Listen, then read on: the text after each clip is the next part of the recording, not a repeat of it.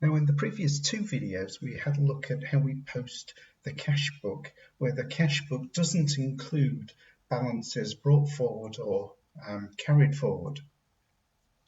In this video, we're going to look at how we deal with the situation where our cash book does include balances brought down and balances carried down. Now, you might at first glance think, well, what's the difference? But the fact is that if our cash book includes these balances, both for the bank account and the cash account, then there is no need to have a separate bank account or cash account in our general ledger, because the information that we want is already there in the cash book. So one way of thinking about this is when we look at our cash book, we can think about it as being a T account for both the bank account and the cash account. And if we think about it in those terms, then the fact is that we don't need to post anything from the cash book to a bank or cash account, but we will have to post all of the other columns. So let's have a look at how we would post the cash book receipts, first of all, to our general ledger.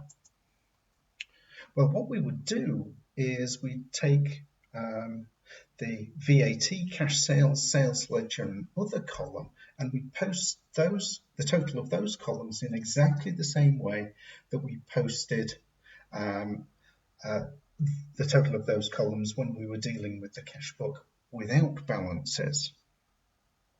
So all of the totals on the receipt side will go to the credit side of the associated T accounts in the general ledger.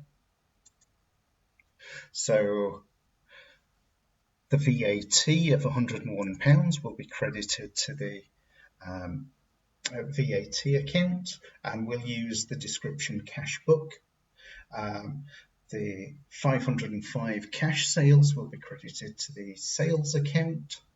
The £4,626 in the sales ledger column will be credited to the sales ledger control account, and the £4 of bank interest will be credited to the bank interest received account.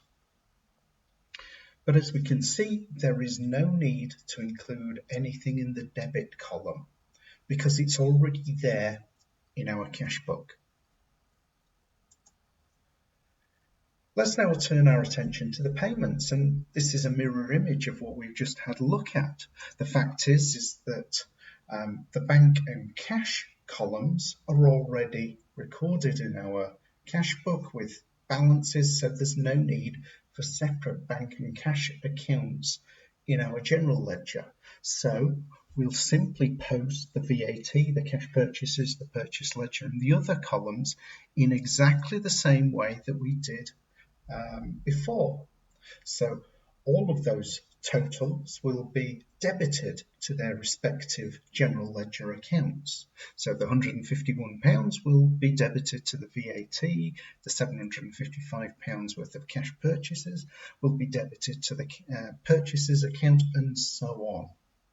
And then that information can then be transferred to the credit side, to the debit side of all of our general ledger accounts.